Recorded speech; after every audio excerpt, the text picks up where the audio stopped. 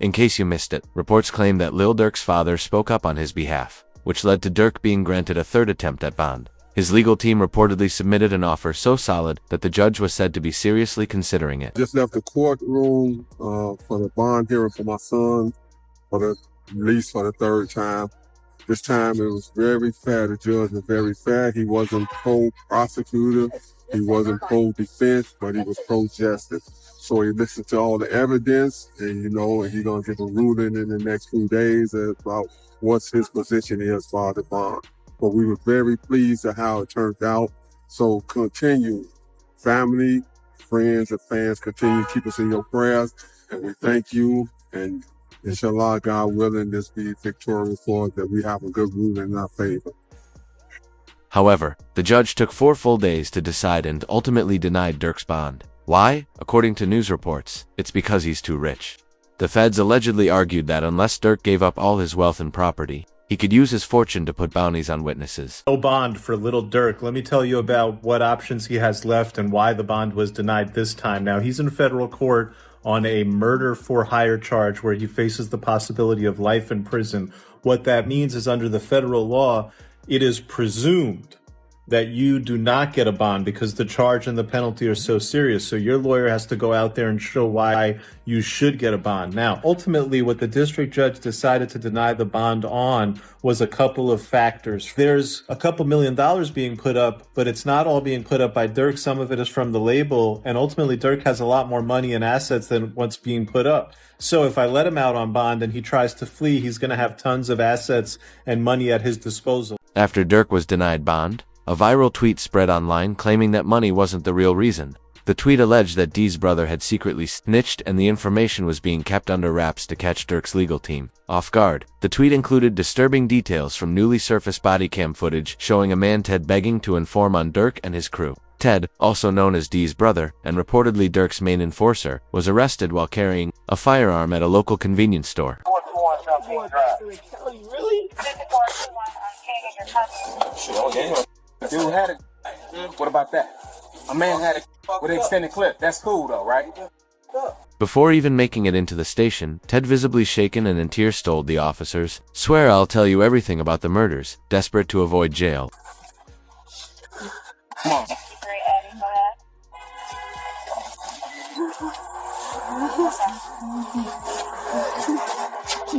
Hey, stop it. Stop it.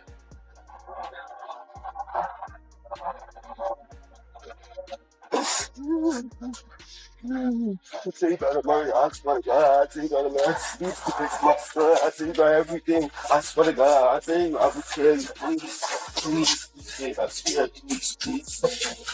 Locked in a holding cell, Ted continued sobbing uncontrollably, reportedly begging to give up names in exchange for his release. Wait, hold on. You gotta relax for me. I can't understand it. Relax. What's the number? What you saying, man? We're gonna see what we can do for you, alright? We can see what we can do for you. You gotta relax for me. Relax, man. I'm gonna get a bus to prison. Relax. Give me No, I'm saying, what you talking about? I'm trying to get that. Because D is his older brother, and because the court paperwork mentioned someone with their family name cooperating. Many initially believed the snitch was Dior, even Vonnie, King Von's cousin. Durk's close friend Bezu even reacted live on Instagram to the situation. No motherfucker know what's going on, but them people that's in them courtrooms, man. For real. Them be false accusations. Y'all don't even know what the be going on for real. Y'all really be trying to play Inspector Gadget and all this. Y'all just be weird as hell. That's what I be talking about, man. Like, first y'all that threw the jams rumors out there. Now y'all talking about Vonnie a snitch, gang. A snitch on what? Y'all don't even really know what's going on for real. My kids, y'all really just be running. And that's why I don't participate in nothing that got to do with nothing illegal.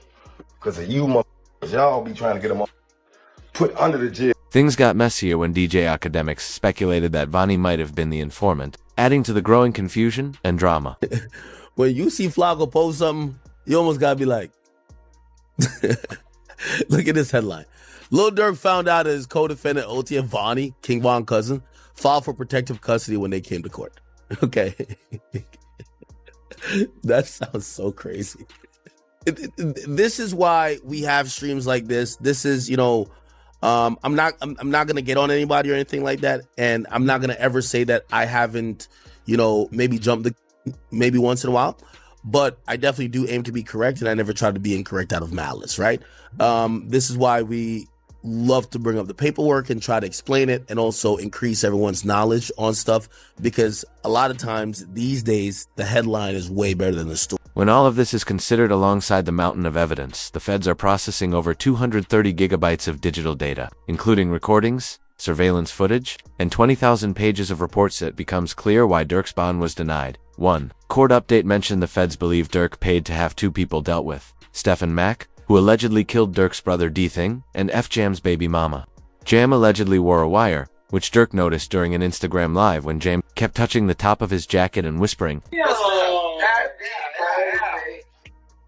Hey, kid! Give me that. Check on your man, let him get his head. Hey. I ain't gonna lie, man. Hey, when I was growing up, I was having a dare. Architect. Having who? I'm having a dare. School's trying to stop time. Durk reportedly had suspicions about Jam months before his arrest. Sources say Durk was playing 3D chess, aware that Jam might eventually flip. I see shit from a mile away. I don't think people realize that. I can have a conversation with you for 5 seconds and know your way is gonna cooperate. Durk later said he no longer shares his address or private info with anyone, clearly saddened by Jam's betrayal. Nobody is ever allowed to my house. It be my best friend never been in my house. For real? I promise. Your best friend? I promise. Like, it's people like that I just don't allow around my girl and my kids, cause it's like I'm just a different type. I'm not the. We're gonna have family night at Durk house tonight. It's the. Everybody at Durk's crib. Yeah, we gotta. Everybody getting watched. Watch everybody. Hey, they go too close to them kids. You know what to do. Like, that's how I play. Like, I don't play. Ironically, Durk once gifted Jam $50,000 during the very same Instagram live where Jam was later seen snitching on people in the background. Steady crying, huh? He's steady crying. Feed him. Get in the milk, bro.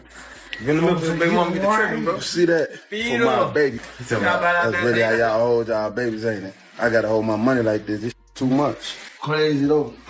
Motherfuckers sitting up there doing all this. Sneak this and the internet games and all this. Up some money, do something. Like, we winning, bro. I can do whatever it is I want to do, I can do it. Just buy what I want, do what I want. Y'all can't do that, bro. Goof, bro got out what? You know that How many you did off? And the years I did it now? Yeah. That's your last bit. 12? 12. That boy popped out 12 years. Yeah. So much money. We really just get in order to just figure out the lanes, man, boy. Authorities then investigated those visible in that live stream who were jewelry shopping with King Van, confirming that they were all very close to Durk. Solitary stone. We just looked at him. Let's go over there. What up, bro? Boss, you good? My boy. That's good. They got real in here, man, because he just stepped in. The money man stepped in. Because of Jam's cooperation, the feds are now reportedly stacking another murder case against Durk. They showed the judge two Instagram stories. One from Dang, posted just 30 minutes after Stephen Mack died, and another where Durk laughed the next day. You can't see other shit. What? Tweaking my folks. Hey, somebody always said, slap Khan. Yeah. Somebody always said, slap Khan. Despite all of this, Durk's legal team still believes he has one last real chance at being released. Prosecutors, they say, are struggling to keep their case strong. The allegation they backed away from, which is huge. It shows the weakening of the case. Previously, the prosecution had alleged that Durk paid the bounty for through one of his co-defendants, and they named the co-defendant. Now they've backed off that allegation. They're not actually saying that Durk paid the bounty through the co-defendant or anyone else. And the fact that they're not saying that suggests that previously they thought they were going to be able to prove that he paid the bounty through this guy. And now they know we're not going to be able to prove that he paid the bounty through this guy. Durk's lyrics are no longer being used against him. A big win for the defense, His attorney called the charges a joke, saying the Fed's only real evidence was based on song lyrics, which are protected under free speech. The case is as follows. So there was an indictment that did not name him, right? It named others, and then there was an unindicted person. And then 3 weeks later, that indictment was what's called the first superseding indictment, and it does name him. The indictment was identical, except the unnamed person now became Durk Banks. And this is the really important part, Ak. The second indictment, what's called the first superseding indictment, only had one new fact. It had one new fact, and that was it alleged that there was a video by Durk that celebrated and monetized this. Durk's lawyer, Drew, said they're prepared to take the case all the way to trial, refusing to even consider a plea deal. You know, likelihood of a plea. I think a lot of people have seen like this seems like it's a do or die thing. This is kind of like it's going to be like a 1 or 0 type of situation. You're either are or you're not. Is Durk, from your understanding, or you as a lawyer right now, as his criminal attorney, are you open to possible conversations about plea deals? Are you thinking, no, we're going all the way? Would you entertain it, just entertain it, because that's your job to listen to it and maybe present it to Durk, or that's just off the table? It's a conspiracy commitment case. It's an all or nothing case, and he did not participate in a conspiracy to commit. And so there is no alternative. It's a life sentence, potential life sentence. So this case is going to go to 12 people. The reason the defense plans to lean heavily on Durk's First Amendment rights. It's arguing that everything he said in songs or online was artistic expression, not criminal intent. Amendment argument here, right? That this violates the First Amendment. Can you talk about that? Right, for sure. I mean, I'm expressing myself. I can say the things that I want to say in a rap record or any kind of record. And you could go back and there's country records and there are pop records and there are R&B records that talk about all kinds of things. It's just that there's this notion that with hip hop, quote, glorifying violence, that suddenly now we're going to use these things to prosecute them. But does that mean that the free speech, First Amendment has gone away? No, absolutely not. He can absolutely rap about what he wants to rap about, and that doesn't mean just because the story is... Legal experts say things are now looking up for Durk. Some are even comparing his situation to Young Thug's, predicting a possible release. We've seen it happen quite a bit. I don't know that I'd say it's been persuasive. I think the biggest example we look at is Young Thug down in Atlanta. They took a lot of his lyrics, and even though technically speaking, ultimately they got a conviction, he actually walked out on time served. Most of the people that were prosecuted didn't end up being convicted. And I don't think anybody would call that prosecution a successful prosecution.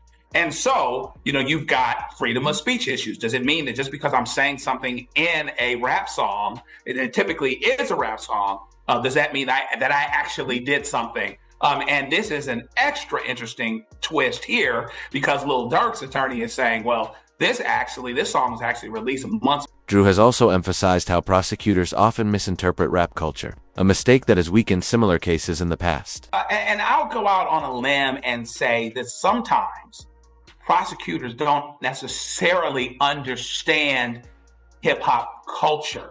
It's almost like a text without context. So you got to really understand the time, the place, the audience. Sometimes they might speak in ways that seem direct to somebody that's outside of the culture, but doesn't necessarily, but can mean several things to someone inside the culture. So it would certainly be a flub, big time, right? But it wouldn't be the first time that such a thing has happened where somebody looking through the window, particularly of hip hop culture, doesn't understand what's being said other than their desired use of it. Still, the feds understand one key thing about hip-hop, the deep web of connections. That's why Brick Baby was recently arrested. Reports say prosecutors postponed Durk's bond hearing to gather last-minute evidence, possibly involving Brick Baby. He was arrested during a major Rollin' 60s gang takedown, along with Big U and others.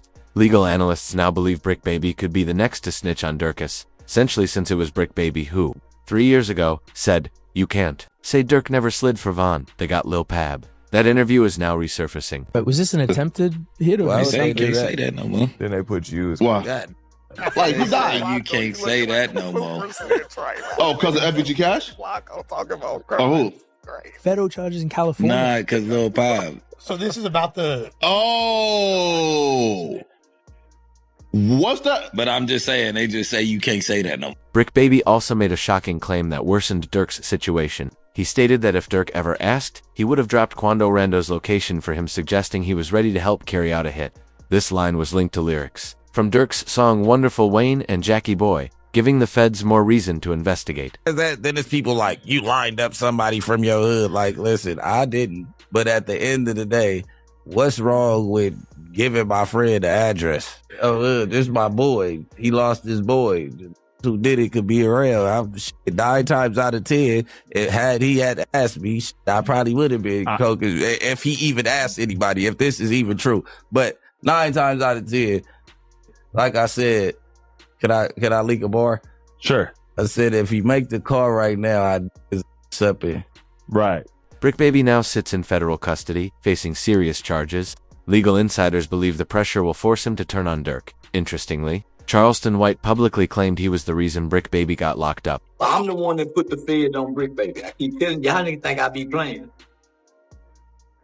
When Brick Baby went to Houston and was playing on the internet and put that $10,000 stack on his head and indirectly said, hey, I got some money on Charleston's head. And he continued to act like he was pursuing me. I made a federal report. First, I called Houston and made the report to Houston, but I did this through my law enforcement friend. So, not only that, we filed a report with the feds in LA, along with the LA County Police. I swear to God. Charleston White, who has a long-standing dislike for Durk, celebrated his arrest and wasted no time adding fuel to the fire. It's a real victory. Now that demonic force was a dark force. It was a dark energy. I think we now finally get to put that fire out. I don't think we'll hear drill music ever again. I don't think drill rappers would ever be celebrated ever again. Down goes the drill. So this is a victory for law-abiding Americans who like hip-hop music but don't like the killing part of it. And just as Durk was on the verge of a potential bond release, another blow came. His longtime partner India Royale was caught in a cheating scandal. Footage surfaced online of her at a party, resting her hand on another man's leg. Screenshots, shared by one of her friends, made it clear, and India responded the next morning too late to stop the viral wave. Family, do we know you? Yeah, you a grown man. Do y'all remember when men used to like lay concrete, change tires, go to war? Now these niggas on the internet gossiping all day. Like, what's happened? 6ix9ine and DJ Akanix quickly jumped into the chaos, sharing their takes and further fanning the flames around Durk's already fragile situation.